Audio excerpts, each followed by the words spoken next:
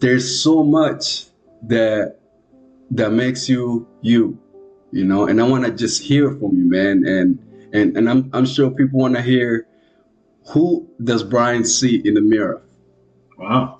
You got heavy there a second. Who does Brian see in the mirror? Well, it's funny because I think every year that goes by, I answer that question a little bit differently. Mm-hmm. You know, my life experience hasn't changed other than what's happened in the last year. But, you know, I was in the military. I did federal law enforcement. I did local law enforcement. Did some odd jobs in odd places overseas. Yeah. The resume doesn't change, but how I view it does. And I think that's biblical. I think that that idea of less of us and more of him. And so I use a phrase, and it's not always true, especially people that know me, you know, round the clock that know better. But, you know, someday I would like to say I'm Jesus in a Brian suit. Right? And that's if you're fully surrendered and obedient and somehow you've truly died to self. And I struggle with that because, you know, we're having a moment now where we can talk about our faith and where we hopefully project a message, but then I'm going to get in my car and I'm going to drive down the road. That's something in this world. And then maybe I'm running late, or I have work to do, or I have family responsibilities. Yeah.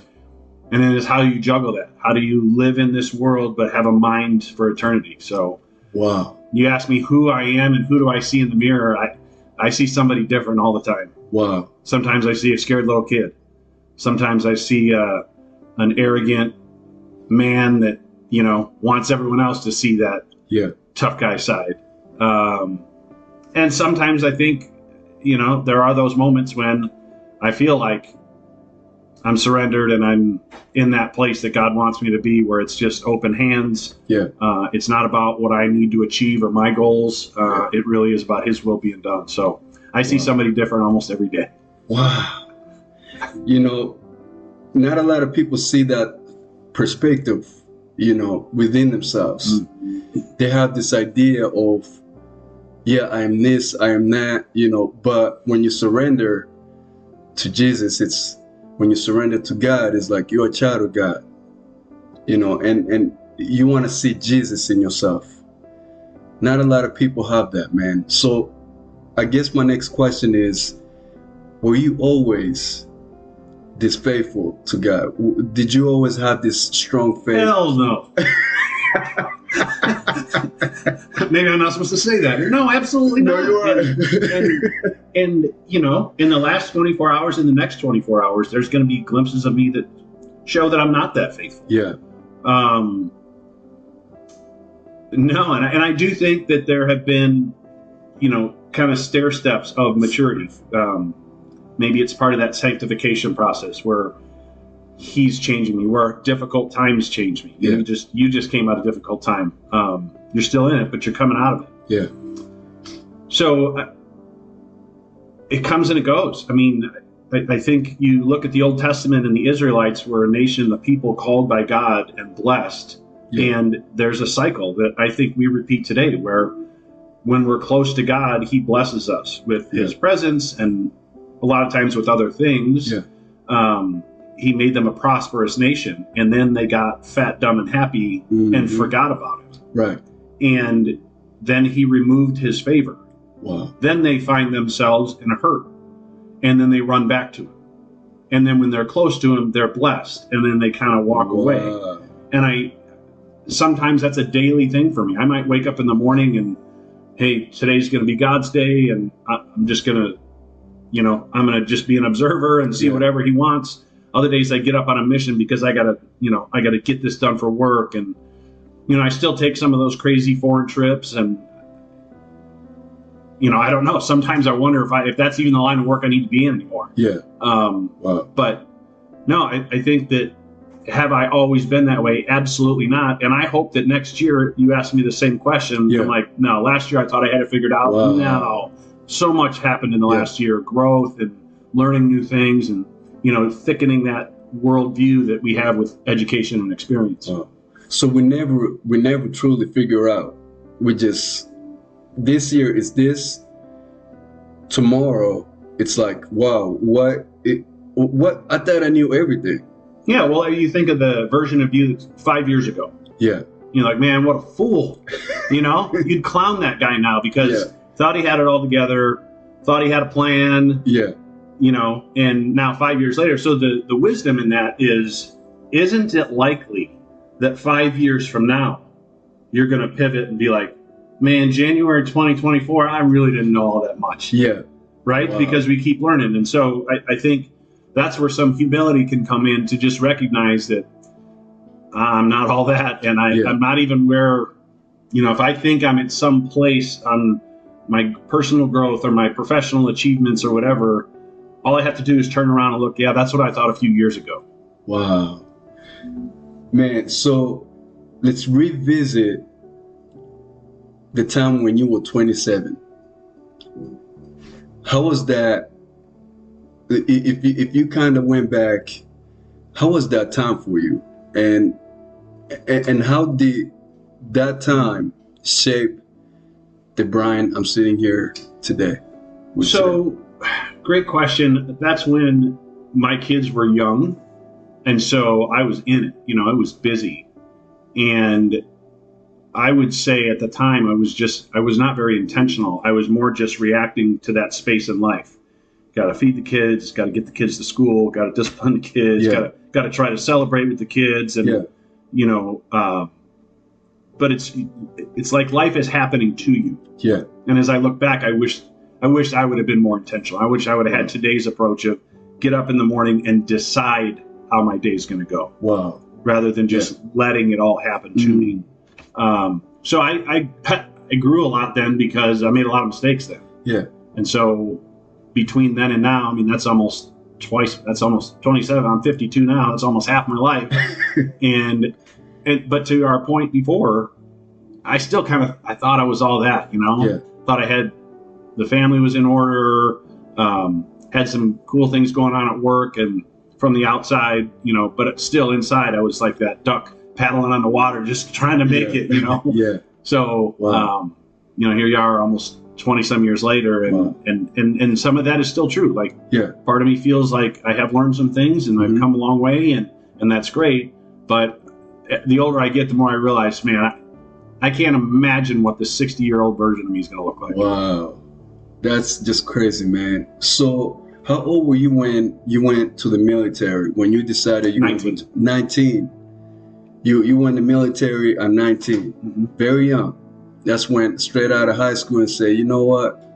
I wish I'd have gone straight out of high school. I actually went to college for a year and basically got shown the door. Oh my goodness, for a year? Yeah, for a year, and then I went to the military for 4 years. Man, are you okay talking about that experience, that decision? Yeah, because it was something I was always going to do. My plan was to go to college for 2 years, get some credits under my belt so that gives you a little bit of rank when you go in. And I was not ready for college. I didn't like party my brains out, but one thing I didn't do was go to class. Wow. So, I was in Southern California. I was going to Disneyland and going to the beach and, not trying to study. And so it only made sense for me to jumpstart the military. And, my father, my uncle, my best friend growing up was a year ahead of me. He went into the Air Force as well. There were people around that going to the military was a normative thing. Wow. It wasn't like, wow, this guy's some kind of hero. He's going to go off to the military. There were still a lot of people at that time taking that path. And so it was just kind of matter of fact to me. I was kind of always going to do that. Wow. And you've already set that up in your mind saying, I'm going to go do this thing. Mm-hmm. And so we in the military now.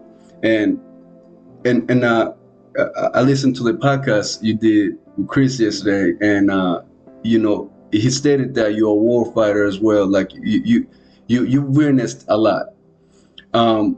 Now, most people, when they come out of the military, after facing such traumatic events and actually being there, some of them don't even get out of that, out of that traumatic. So what helped you in that time?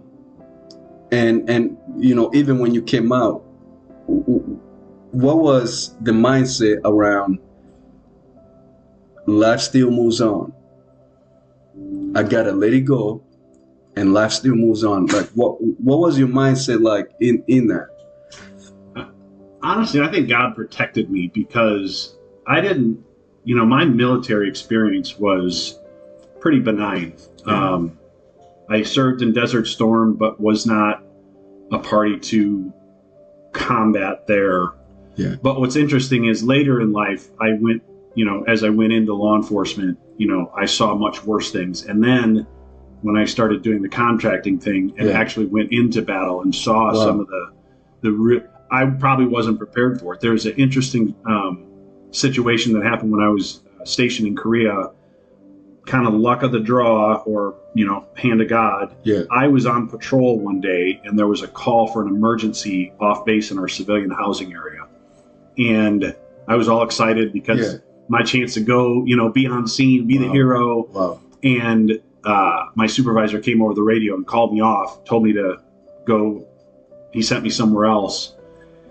And I was frustrated. Yeah. But later that day, I found out that the emergency was that a dependent wife had killed and dismembered her children. Whoa. And at the time, I think I would have been 20 or maybe 21. Yeah. And I would have never been able to handle that. That would have wrecked me forever. Wow. Fast forward to my 30s and 40s when I'm, in a combat environment and see some of the horrendous stuff that happens to the human body. You hear mortars every day. You're going outside the wire. The beauty of a contractor is if I couldn't take it, I could just leave. When you're in the military, you can't. Mm-hmm. There's no option. There's no option but to be there. Right. And so when you're talking about mindset, when I came out of the military, I just wanted to get out and go do the civilian thing. And then I was ready for school. So school came much easier. I was ready to study. Yeah. That went well. When I went into law enforcement, it was the same thing. Like, I just kind of driven to do it. Like, I'm wired for that. I'm not wired to teach kindergartners, so don't ever ask me to do that.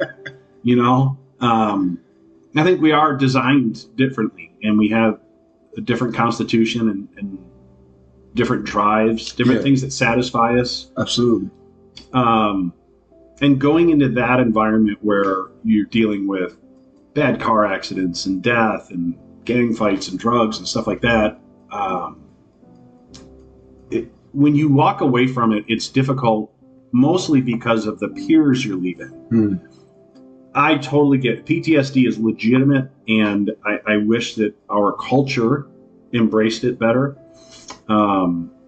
because PTSD can come from a lot of things, but certainly all first responders have some level of it, and a lot of veterans that see combat have it as well. And so, but to me, and this is a layman's term, I'm not a licensed counselor, I'm not a doctor, but to me, it's just a different type of injury.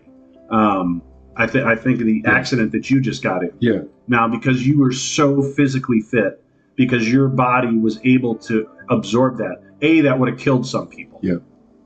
Yeah. Some people would have lost their leg. Some people would never walk again. Yeah. Right? So you're seeing that the injury was the same, but because of the way, the condition your body was in when you received that injury, you had a better chance of survival and rehabilitation. Absolutely. I think the same is true for our mental state. You get into a trauma, and it's a mental injury.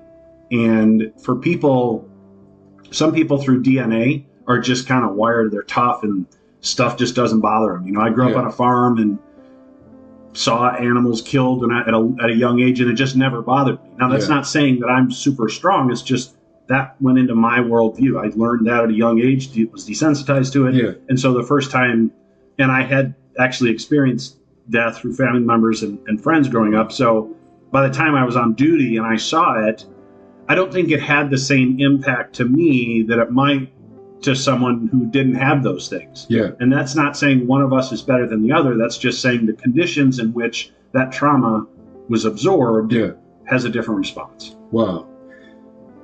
It's so crazy, man. Because, when I had my motorcycle accident, flew 20 feet in the air.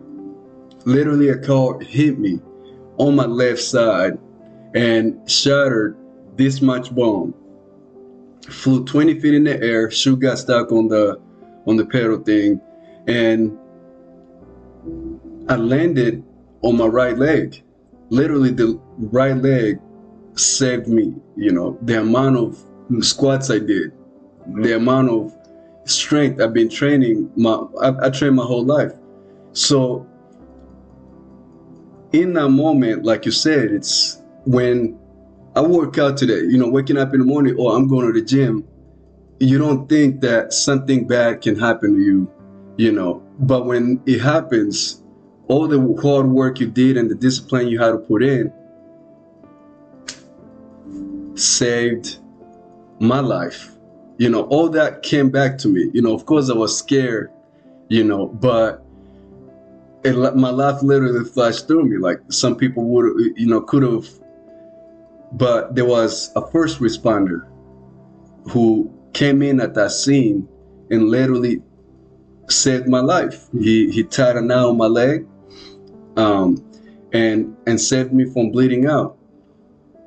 But it was one person who also said, Jesus saved him. You know, the faith that I had, if I didn't have that faith, I don't think I would survive, which is crazy. You know, the doctors did say, yeah, he could survive. He's in great shape. You know, everybody said this is a perfect time to do, you know, for this to happen. And I'm like, you kidding me? Is there such thing as a perfect Is there time to such get a run thing? over by a car? Is there such a thing? So, you know, it's just super crazy to know that everything that happened was meant to happen at that time, and no other time it was meant to happen. I wouldn't be sitting here talking about it, you know, without. Well, hey, let me ask you a question, Mr. Interviewer. Yeah. What if that accident had never happened? Where would you be right now? I have no idea. Exactly.